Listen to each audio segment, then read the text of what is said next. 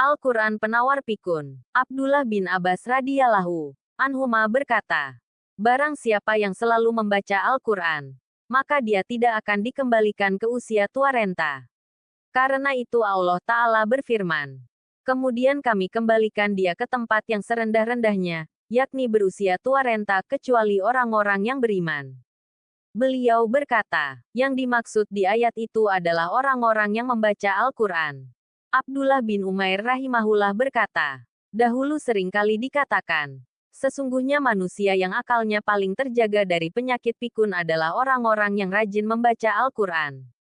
Al-Imam Syafi'i rahimahullah berkata, siapa yang terbiasa membaca Al-Quran, maka ia tidak akan pikun. Al-Imam Qurtubi rahimahullah berkata, barang siapa yang membaca Al-Quran, maka Allah akan menjadikan ingatannya selalu segar meski umurnya telah mencapai 100 tahun. Allah Subhanahu wa Ta'ala berfirman, sesungguhnya agama di sisi Allah ialah Islam. Tidaklah berselisih orang-orang yang telah diberi kitab kecuali setelah mereka memperoleh ilmu, karena kedengkian di antara mereka. Barang siapa ingkar terhadap ayat-ayat Allah, maka sungguh, Allah sangat cepat perhitungannya. Quran Surah Ali Imran ayat 19. Allah Subhanahu wa Ta'ala berfirman, kemudian jika mereka membantah engkau, Muhammad, katakanlah, aku berserah diri kepada Allah dan demikian pula orang-orang yang mengikutiku. Dan katakanlah kepada orang-orang yang telah diberi kitab dan kepada orang-orang buta huruf, sudahkah kamu masuk Islam? Jika mereka masuk Islam, berarti mereka telah mendapat petunjuk. Tetapi jika mereka berpaling, maka kewajibanmu hanyalah menyampaikan. Dan Allah Maha melihat hamba-hambanya. Quran Surah Ali Imran ayat 20. Quran Surah Ali Imran ayat 10. Innal lazina kafaru lan tukniya ayum amwaluhum wala auladuhum minallahi sayanu wa ulaika hum waqudun nar. Sesungguhnya orang-orang yang kafir, bagi mereka tidak akan berguna sedikit pun harta benda dan anak-anak mereka terhadap azab Allah. Dan mereka itu menjadi bahan bakar api neraka. Juz ketiga. Tafsir. Sesungguhnya orang-orang yang kafir, yang menutupi tanda-tanda keesaan dan kebesaran Allah serta mengingkari petunjuk-petunjuknya, bagi mereka tidak akan berguna sedikit pun harta benda yang Allah berikan kepada mereka walau sebanyak apapun. Dan demikian pula anak-anak mereka walau sebanyak dan sehebat apapun, terhadap azab Allah di dunia. Mereka juga tidak dapat menolak siksanya di akhirat kelak. Dan bahkan mereka itu menjadi bahan bakar api neraka. Orang yang kafir dan mengingkari kenabian Muhammad, padahal mereka mengetahui kebenarannya baik dari golongan ahli kitab maupun dari golongan orang-orang musyrik Arab, mereka tidak akan dapat menghindari azab Allah. Selanjutnya Allah menerangkan bahwa harta benda dan anak cucu mereka tidak akan memberi syafaat sedikit pun kepada mereka.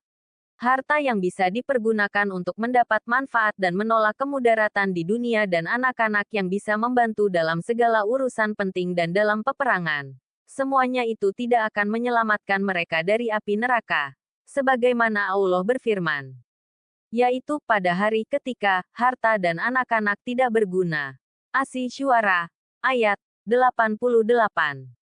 Walaupun mereka mengucapkan seperti firman Allah, dan mereka berkata, kami memiliki lebih banyak harta dan anak-anak daripada kamu, dan kami tidak akan diazab.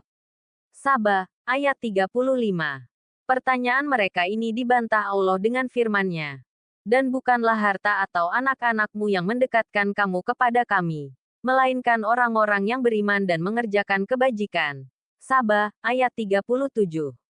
Keterangan mengenai Qs. Ali Imran. Surat Ali Imran yang terdiri dari 200 ayat ini adalah surat Madaniyah. Dinamakan Ali Imran karena memuat kisah keluarga Imran yang di dalam kisah itu disebutkan kelahiran Nabi Isa a.s., persamaan kejadiannya dengan Nabi Adam a.s., kenabian dan beberapa mukjizatnya. Serta disebut pula kelahiran Maryam puteri Imran, ibu dari Nabi Isa a.s.